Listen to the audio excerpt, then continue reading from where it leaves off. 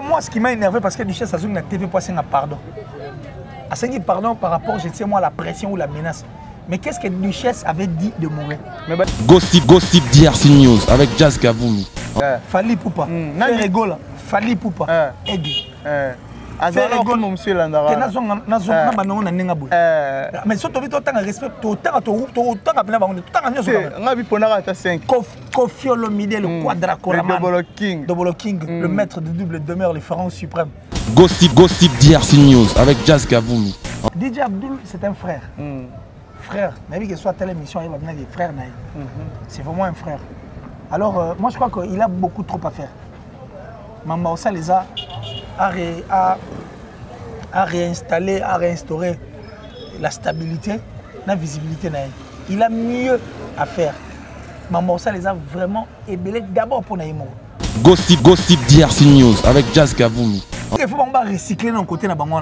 Oh, recyclage. Non, mais il doit recycler parce que mais c'est très dangereux. Parvenir comme il tourne dans mon théâtre. Gossip DRC News avec Jazz Kaboulou. Est-ce que ces artistes et comédiens doivent toujours continuer à vivre cette vie? Parce que Bango en réalité, surtout l'année de Marambo, son moment il va atteindre des bébés, il va couper kala. Ne vit même monsieur pour la peine à morgue. Gossip DRC News avec Jazz Kaboulou. Il y en a peu de Marambo et belé, il faut arranger parce qu'il faut aller au Sony. Ce sont des stars, des personnes qui font bien. Mais par contre, Marambo est kidnappé. Pour l'année, parce que Bazoé battait, place ni ba outil na place ni ba aucun. Gossip DRC News avec Jazz Kaboulou. Ils ont 4, jeu de 4. Ils ont Kofi Papa et Majibe Ouer. Subitement, il y a une signature. Félix Azé Bibi. Gossip DRC News avec Jazz Kaboulou. Fait rigola. Le padre. Inosa Baloumé. Fali Poupa. Respect total. Le King. Aigle. On paierait 4K. 14 c'était 14 000 K. Kate. Azasoba Kate.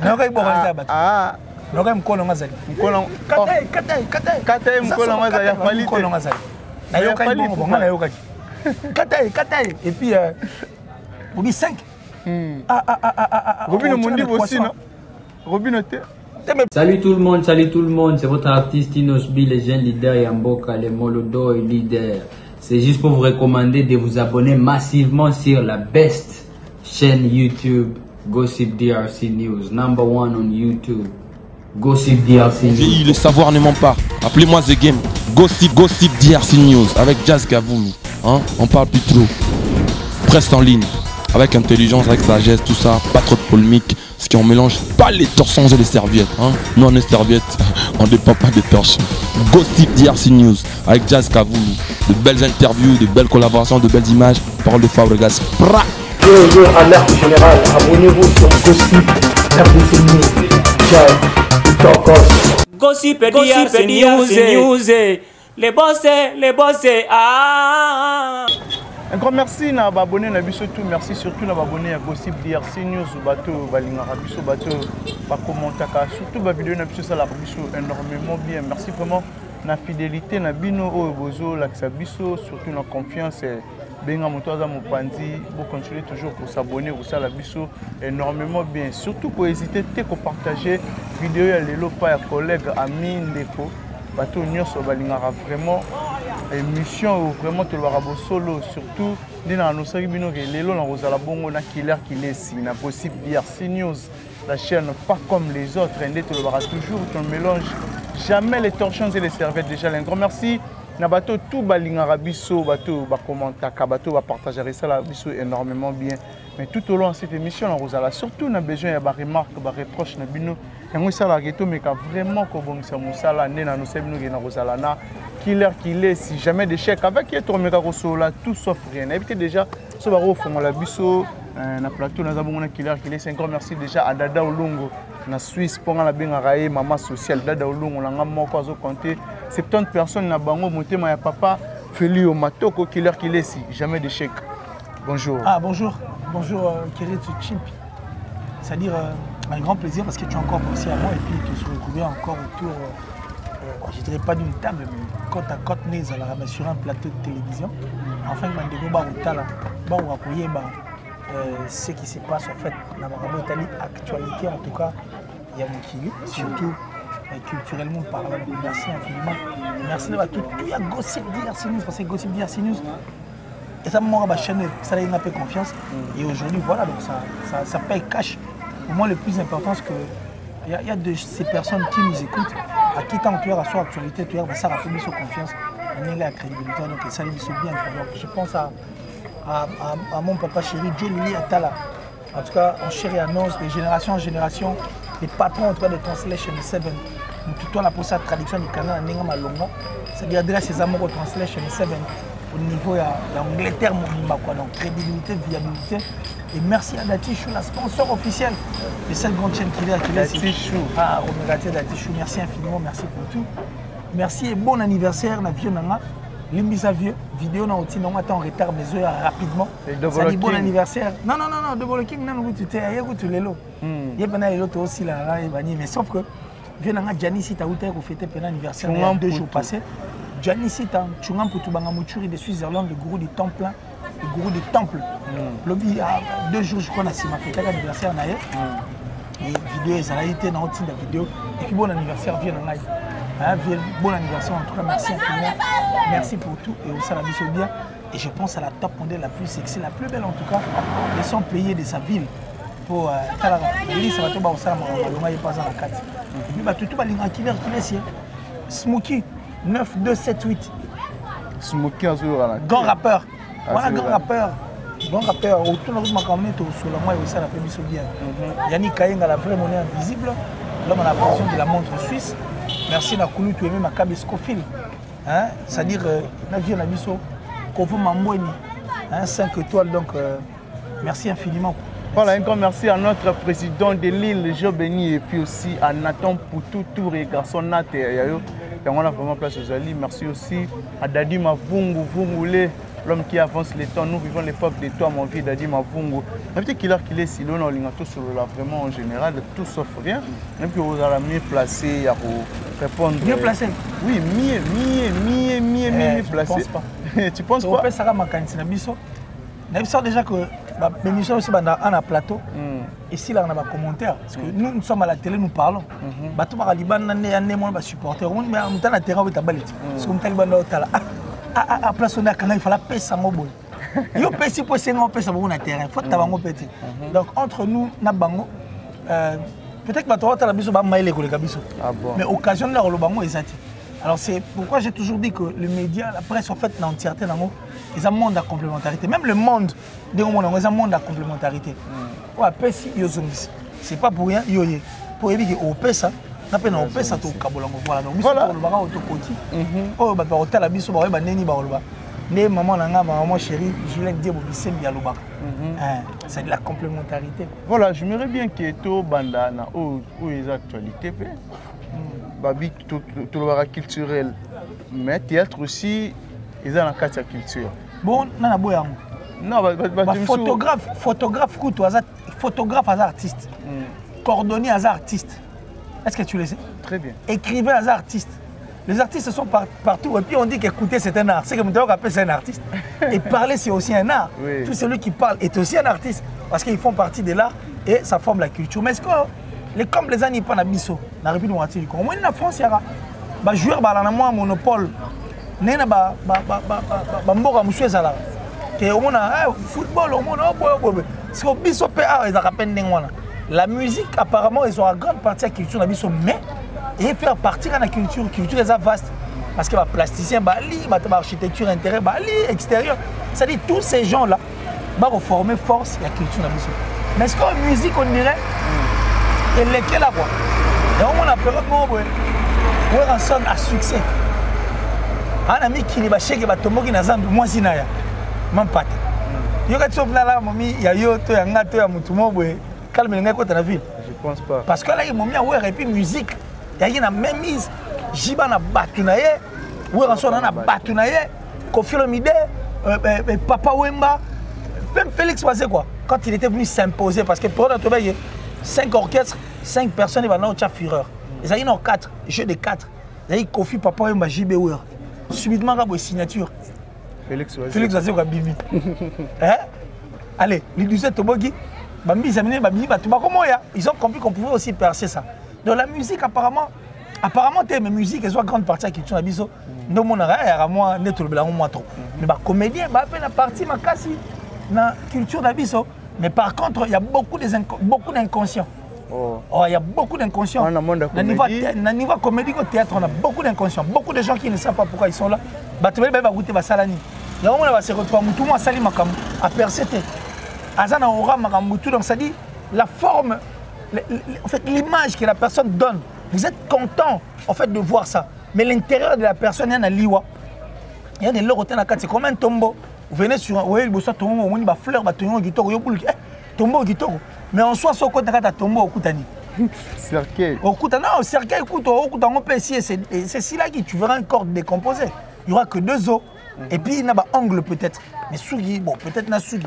Mais tout sera, en tout cas, réduit en poussière. Donc, côté on a pas mal de belle, il faut arranger parce qu'il faut aller au Sony. Ce sont des stars, des personnes qui font bien.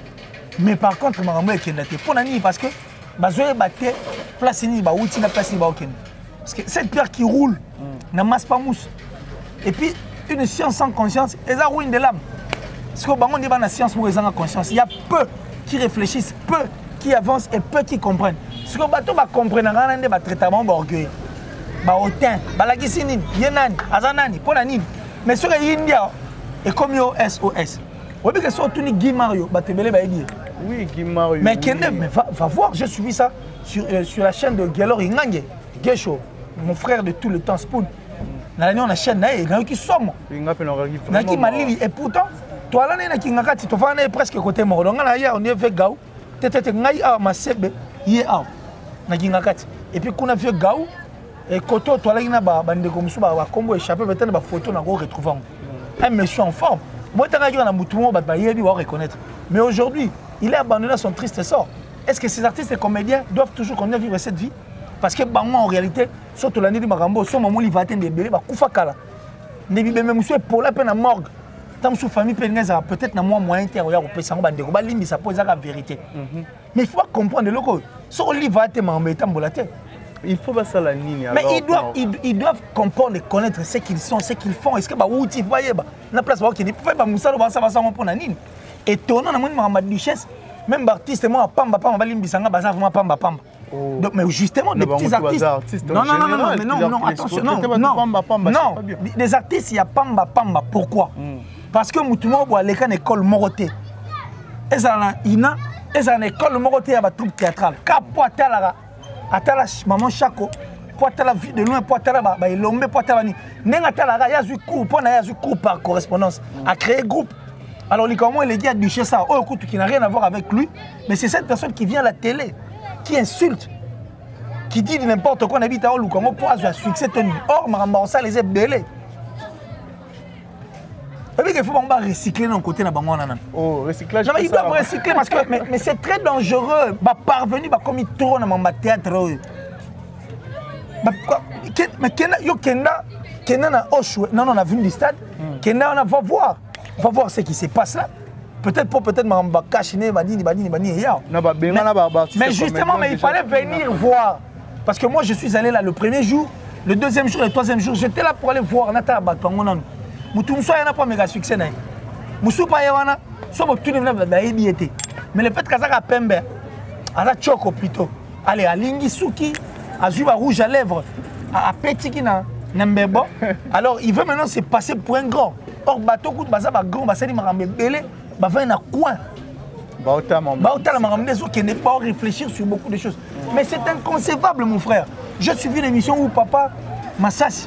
Na ben fort toi fournissant na théâtre Mboka na biso obika lela na émission les Ketchou alors la l'église abiba ne lo roteti lelo mais niango na rolobate na bien le plus important c'est d'abord de regarder les choses du bon côté savoir place où na place où kende yango des force c'est ça na individualité non on va tout se retirer na marambo attendez que va comprendre se retirer na comment vivre un monde à part entre eux il y a la haine à l'occasion de rien.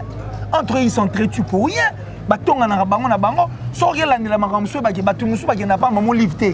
Pour mutumso era tongara. Bakati na liste. Mais pourtant biso to kende mère a s'appelle na biso nous sommes des artistes.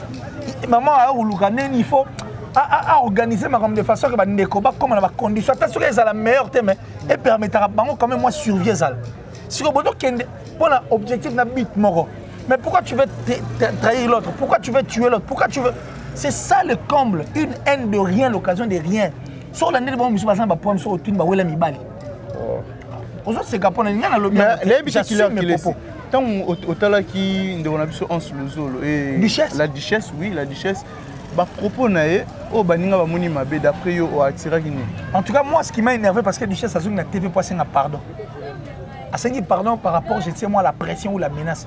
Mais qu'est-ce que duchesse avait dit de mourir? Mais baninga ne ba assurer que ba oya sou na ba film na été. Non mais so ba yete ça la ni nadia. Ba assister mais d'habitude il va assister la duchesse na Hans Lozolo. Ce sont deux artistes comédiens. Oh ngai na presiaka. Oyi poani. Pourquoi? Le jour où Père Nanga Sanga Bonga bien, il ne faut jamais arrêter d'apprendre. Et c'est fini, il n'y aura plus rien parce que tu ne vas plus vouloir avancer. Vous dit que Nagisa ça sans rancune, sans rien. On a traité Kabila de tout. Mais pendant qu'on traitait Kabila de tout, Kabila s'était humilié et faisait quoi? Il apprenait au même moment. Et c'est ça. Aujourd'hui, il est fort. Sur tout le plan. Tant que Yazo apprend, il s'en fout. Il est dans un monde peut-être à côté de monde. Mais du moins, il faut le remettre. Il apprend, il avance. C'est de même pour Hans. Tala Hans. Il y a Caleb. Tala Duchesse. Il y a Cass. Il y a Lelo, papa. Na Hans, il y a Caleb, il y a Lelo. C'est une métamorphose. C'est une métamorphose. C'est une métamorphose. C'est côté balai.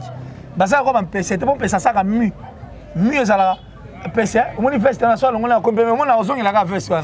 Mais ce qu'on a passé les métamorphose. C'est-à-dire atiki poso ni organiser atiki abo. A comme l'or au musus angeli asiga. Et puis on connaît quoi avancer. Bravo à Hans Lozolo. Bravo à Duchesse. Ils évoluent. Ils évoluent en tout cas dans le bon. Ils peuvent comprendre qu'il faut et le rôle il faut chango propriété. C'est de même na saï fiston. So tali fiston ya kalo tali fiston ya lelo. On comprend c'est une personne qui veut apprendre, qui veut avancer. C'est ça. Poni li po ba le gars il va s'associer na bato. Vous avez refusé parce que beaucoup mon côté va bloquer moi ils ont mutuna makolo. Mais basani. Ba se retire dans talinga avancer na ndingi na. Donc moi je crois que Duchesse bon, peut-être que l'union fait la force, hein. Tout va tout ça. Mais net singa na okanisela ngo. Ah. Jamel de Bouzgo. Aro ça la paye mo one man show. Ah bon. Stand up. Mais ba film na bango singa ra photo mais yango to lobby. Mais la vision mais justement la vision elle est autre. La vision elle est autre. Duchesse peut voir les choses autrement. Mais moi, je n'ai pas aimé que pression est grosse à la ndenge wana. Parce que quand il est venu sur non mais d'ailleurs on avance, il faut même pas on avance. Ça dit surtout quand on regarde Duchesse sur Tali Marambaloubagi. Est-ce qu'il y a un index qui monte? À Tchénéka en général, mais là il y a pas la carte. Tout celui qui se sent piqué connaît l'affaire. Nous n'y aura la TV. Il ne ça. Pourquoi on dit Tozo Salabo? Yo sur la Tozo Salabo. Yo le papa. C'est que yo pour ça la rango.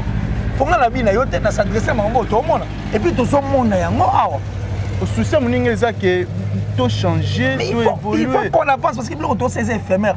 Le boulot que nous faisons c'est noble. On a avant na ça na moni azo gangela. Moni ba comédien en bilan. A gangela ba on mabe. Il les a seulement a gagné monter na nenga mutia mais pour akabela bango bon. A gagné bango na mutia mabete. A bisi bango boy. Na après deux exemples. A bisi bango boy. Au moins copo bo salo. Ils ont même copo nga na sala. Mais copo bino bo sala, yango permettre nga na sani na vivre, na sala makambo, na se déplacer. Mais pour na comprendre que le réseau peut ça mon fona chango soin aujourd'hui je suis celui que je suis. Bon sala mabete. Mais vous devez quand même vous organiser enfin que elongwa boy comme tel roi. Tu as demandé on va tout le monde passe. Pour yo au salut mutu comédie, mutu ala repia hotel. Après on a bouteille à masanga. Après on a verre à masanga, aux yeux meli. Après on continue. Mais mutu on a respecté aujourd'hui. Jamais. C'est de même le Anjola solo. Le Sanjola. Nana nina nambali osombo. C'était ça. Certes, Il a copié ce que Mbalé Sombo faisait, mais en ça on a n'enga mabe. Mbalé Sombo ce que on a pied kanda, que ça on a balabala était fou quoi, ça nini, on recadrer makambo yango. C'est ça en fait le plus grand problème. Vérité go, na conseil. Et ça on dirait ton. On comprend. Et ça on dirait ton la vérité na conseil. Mais ton a soit tu bien le soir. Mais moi ils sont à Tindika qui sinon. Soit il a fièvre. Bah tu es en Algérie.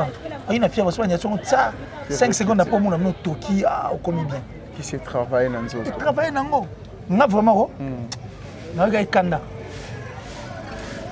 Aurait kanda mais photo go Europe sa faute na banane. Ah? Na ba oh bazo répliquer. Mais na bien. Mutu mo lobi likambo ngana na ose na zoko se retrouver te na kati. Netinga yitango yo zalaki ah mon mema sanga écoute moi je ne me retrouve pas dans ma rambade barolo. Tant que tu n'as pas que je ne me retrouve pas dans ça. Et puis on ne va pas continuer à rester là parce que non, c'est toi tu perdre du temps. Mais chose grave les années qu'il a qu'il est ici. Après wana marambe belé bimi o e batama batu ba éviter. Pour te éviter que bazana bazana ba fille na ba garçon. Il y a des filles au bazana ba fiancé na bango soit libanda ou na kati to éviter. Bana mibali po baza pe na basi na bango do bazana ba couple na bango to loba. Après tant mususu mobali na ayoka ke ndenge bosangana na bobima entre bino et puis ba photo pe bimi si les photos à la claire ke kingani na songolo ba bima ka kingani na songolo ba bima kingani na songolo bazaki couple moi te créer trouble atteindre ba foyer ba tout mususu. Bon dis-moi maintenant quand Duchesse avait parlé il avait indexé attendez va comment personne casse pour ma Duchesse ses amis lui il a parlé et puis c'est tout vraiment ba il y a tant que totalement image type moi il y a pendant le que je te croisé entre photo bagarre comme la maman vite t'es à ce que ça m'a monté ma ces messieurs là oh ça dit on dit qu'il est journaliste oh il est aussi comédien autant que vidéo oui parce qu'il est comédien à ça théâtre à ça vraiment théâtre type point et puis il a commencé sous journaliste ma salle au monyo monté parce que ça énerve ces gens là doivent prendre conscience ils doivent comprendre il faut pas longuement tout long en fait la médiocrité certes on est l'oroté mais quand même ceux qui bon moto 4 na biso zali et puis ça biso valeur bango na ba bomana lelo nzonzi comment on fait les points pour na moté ma beba tumsusu on vous contacte ba ya ba bité to ça musala makasi ba jo ba oli ala 500 par exemple yo le gars ba contacter moninga 500 ba comment payer 500 yo ke le gars producteur o té nga so tchenga 300 na réunir bato il y a 200 ba monani il y a 100 ba monani il y a $10 bah comment mon encore bébé et voilà qu'on a encore des détails qui n'est tout réellement pendant votre basara le gag et tout na bango on dirait ba relation na bango mbongo bazwaka si o eza roi moi salaire na bango to o eza bénéfique pour na bango eza la combien parce que bato ba ya liboso basala ki bien ba o ba yo na sibasani ba bébisi mais il ne faut pas continuer à vivre cette vie à être comme ça neti maman Kaluma aza nenge moko na maman nani mère nani Maman passe au Nigeria. N'engé moko na ba Jennifer Lopez pour Jennifer pas comme actrice.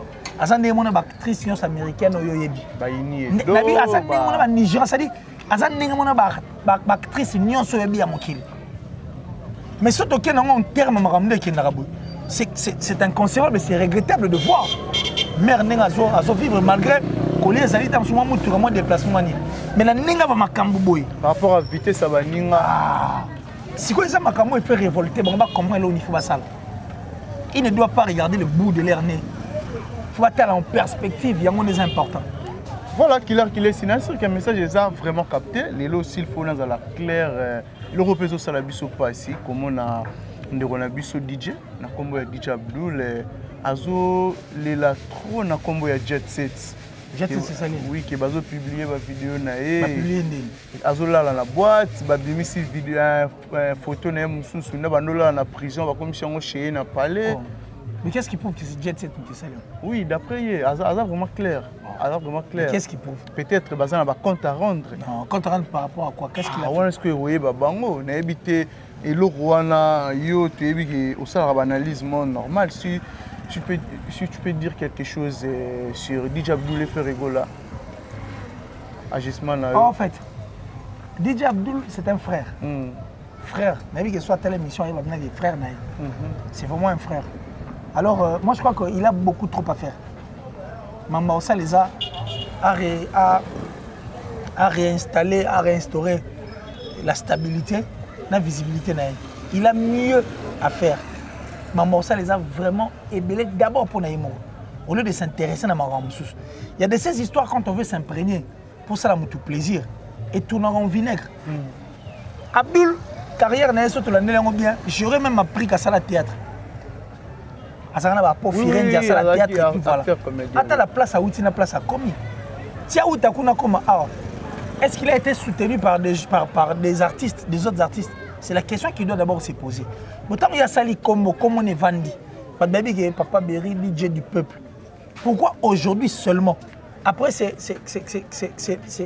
dur travail, en fait. Travail à label, il y a label, en fait. Il y a Sali. Il faut les lots à dédier pour la moutoumou. C'est de là où vient les dangers. Dédier sa carrière entre les mains d'une personne pour co-propulser. Est-ce que ça a raison? Yo heavy place to routine. Si les lots battent, on a sauvé les killer. On a souffert. Vous comprenez? Et c'est aujourd'hui que je dois maintenant changer d'appeler sa carrière dans la non? Quand il a souffert pour avoir sa mallette, il était le seul. Vous comprenez? Alors il ne peut pas accepter à ce que la mallette n'est pas à Bundi pour Soyango, à Kabelango, à Tika Batumso, à Côte Mabo, il a beaucoup de choses à faire. Bah conflit autant sur Linga Kota, aïbagé, ma musique elle a compliqué. Musique c'est un business avant tout. Il n'y a pas d'artiste musicien. Non mais écoute, il y a ça bon non. Je ne refuse pas. Mais je ne refuse pas. Oui. Dans le banc déjà avait mission Oche. Merci. Mais la musique, on ne clash pas tout le monde. Tout n'est pas clash. Yo jour aux autres une initiative au clasher na bosil. Na pe jour aux initiative na clasher poche na sil. Eza bongo. Il faut que tu aies une lecture à toi. Et ça, quand tu clashes, c'est fini pour toi. Et ça, quand tu clashes, ça tient. Tu peux clasher à terre, mais vie n'est qu'un bien.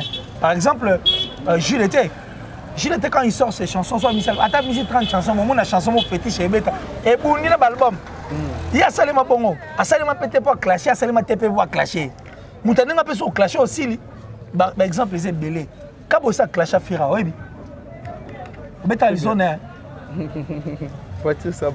Mais Robin Omundi a connu le même problème. La clash. Clash est dépendant. Tout le monde a au clash. À jour, des gens qui ont clashé aussi. Vous comprenez? C'est ça, en fait, la logique. Donc, la musique est un business. DJ Abdul, vous avez là, ça. Nous connaissons que ça va Maïdod. Ernest, ça va? Nous connaissons que ça va Maïdod. Papa Berry, Banzi, Magame Belé, Zayaro, Sal Abdul. En tout cas, c'est belé au sale, mon frère. Ça, c'est ton frère. En tout cas, Killer qui te dit que maman, ça, les est belé. On ne classe pas n'importe qui. Et puis, la guerre, comment ça va facile sur les adversaires nous bien? Est-ce que tu connais bien tes adversaires? Oui. Est-ce que tu es bon? Oui, Fali.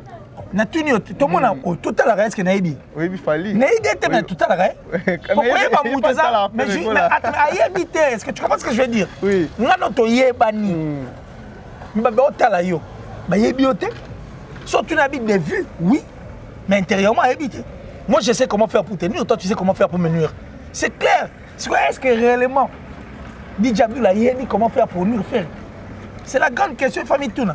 Est-ce qu'il connaît, il a la maîtrise de faire rigoler? Est-ce qu'il a la maîtrise d'Inosbi? Et là, il faut quoi l'ougaïba yamoana? Comment on a moutuna oyeba? Et après, on va aller kesana. Keba yo quand oyebi nzo oyebi to mona raende. Jour nous ça les bazongi sur ao. Mais tout le monde peut ba collègue Nemsou, DJ comme DJ Amaru là aussi, aïe pour nous revendiquer. Mais effectivement, il doit crier parce que ba mutu ma boîte on a musique ba bête ça musique ba musicien na biso. Na liste ba tu ba ngaba détruire musique na biso. Même les DJ Banakati. Même les DJ ils sont à l'intérieur. Va dans des boîtes, va voir ce que ces DJ font. Est-ce qu'ils ont vraiment un problème avec DJ? Mais non, mais oui, c'est un problème de DJ. Et c'est comme ça que. Et c'est comme ça que. S'il te plaît. Et c'est comme ça que les DJ sont comme les musiciens. Pour la moi, le roi. Attends, les musiciens, ça a succès. Tu mets dans la boîte, tu mets dans la boîte, tu mets ta musique. Mais ce que vous avez fait, c'est effacer le bête de Makam. Vous comprenez? Et comme on dirait, ça dit pas créer moi. Le monde n'a pas mauvais ça. Mais babo ça n'a été que. Les babos à toi, bateau bayarana barana besoin. Nabi, bon ce que soit arrivé que DJ Abdul dans la platine. Bah continuer ta boîte que baba ta jet set ta Inosbi. Mamba yo chala pour la rendre ça qui va foutre. Si ko babino o beta o zonga maboko pamba lelo na Hollandi yo boy. So boy ko pesile o beta mo. O beta. Mais s'il peut passer conseil au rôle bani. Mais je l'ai dit, il ne peut pas attaquer n'importe. On ne tire pas tirer la tête. Il faut bien calculer. Mais il faut d'abord connaître la personne que tu veux tirer. Mais autant on tirera, fallait au calculer. Je n'ai jamais tiré. Ah bon? Je n'ai jamais tiré là. Aucune personne n'a bien bossé là. Oui. Les gens disent que tu as 3 minutes. Yo mtal besoin de te bêter. On a sauté. Franck Lassane va être 3 minutes. Na tiré. Tu as raison. Pourquoi toujours cahier? Mais parce que la plupart de ma musique n'est au monde. Tu es bien ça là. Nous ne sommes pas des journalistes corrompus. Moi, je suis averti, avéré. N'accepte la pauvreté. Moi, je suis pauvre, en fait. Je suis pauvre. Mais je suis milliardaire en esprit. Mais très pauvre. Je n'ai rien. N'accepte la pauvreté.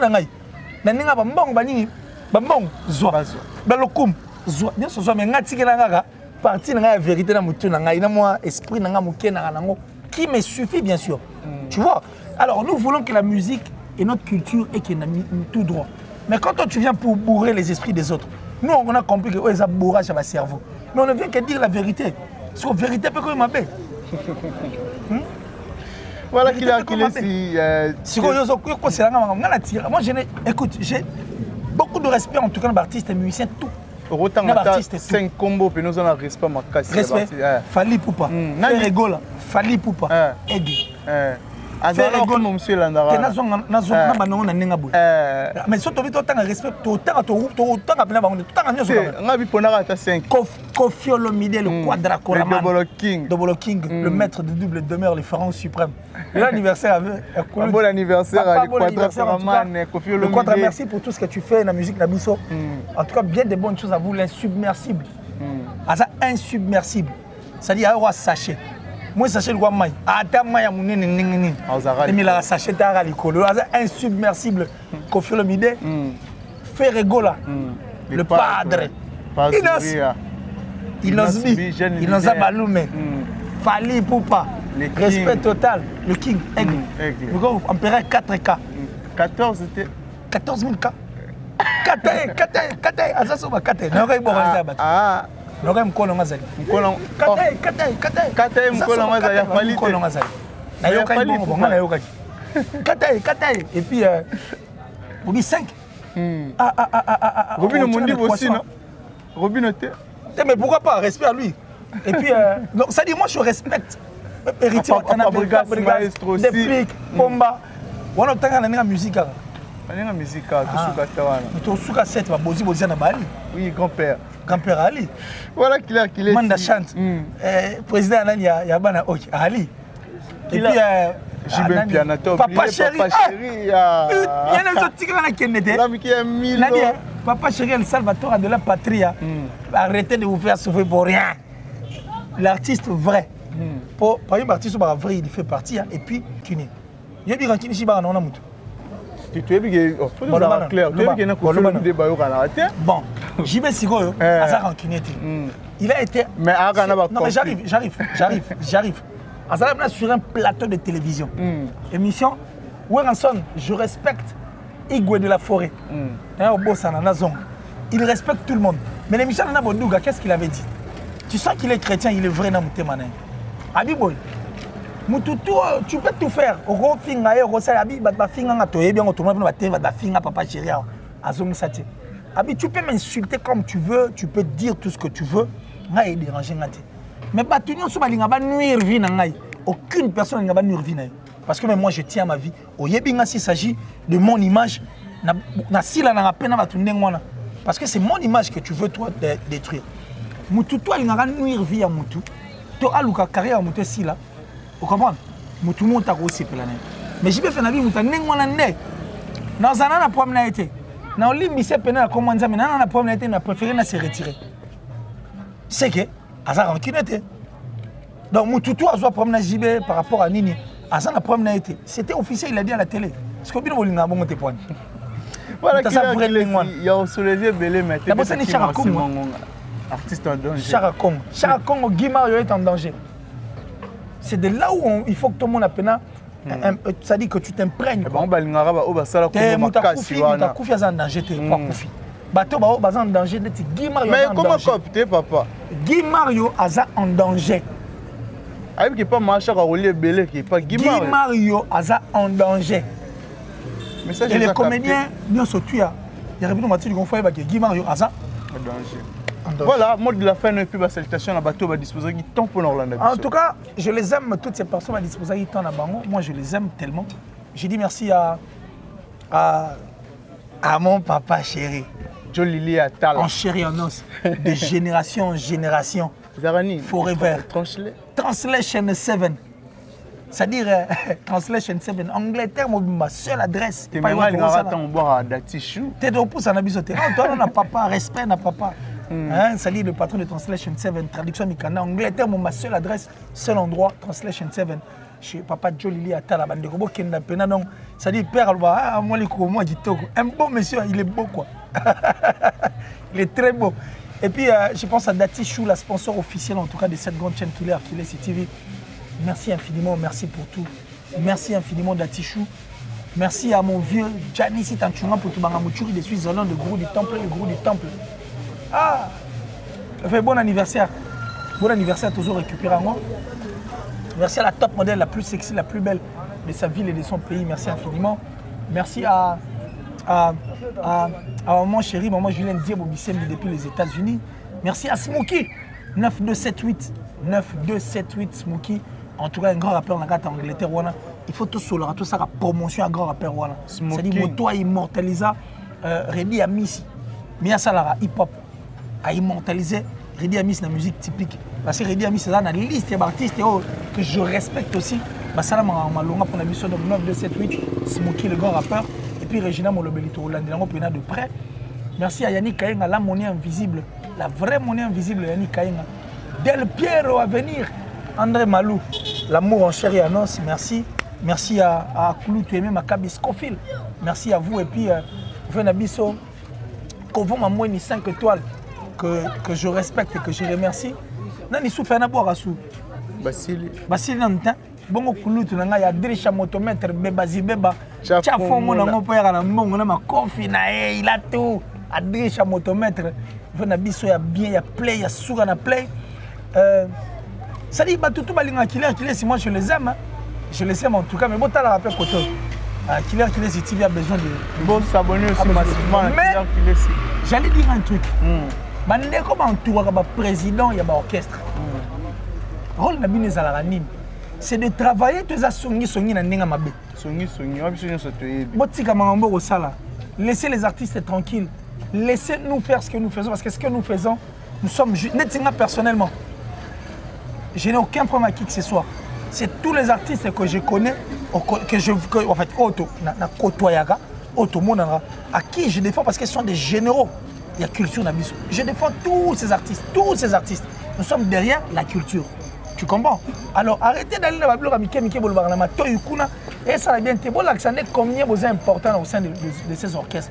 Tout le monde a pu nous la promotion, tout le monde a pu nous activement et ça la biso bien. Fabrice Emmanuel Kalonji. Voilà, merci. Salut à vous. Et puis Westriga, seul moi qui suis habilité de le voir. On a grand prêtre. Ah bon. Samuel également et puis le roi Albert. Merci à toi. Merci à Mamba Service. Mamba Service. Là, on a vu Ernest, on a vu Ben, on a vu Justin. Ça dit eux tous font partie de cette famille Mamba. Merci beaucoup. Merci l'équipe technique Elvis Pocho. Numéro de contact et puis tout cabana. Yo tcha numéro na te point. Oui, Toko Chang. Ochagati. Toko Chang. Yo tchagati. Toko Chang. Ah. Émission il est gachengate. Et vous les rappelez chez. La seule. Oui. Merci beaucoup. Alors le plus 243 89 526 54 54 plus 243 89 526 54 54 Kilabax plus que 4 c'est quoi. Lui c'est une partie de mon corps. Kilabax, un grand merci. Un grand merci na abonné na surtout, merci surtout la disponibilité.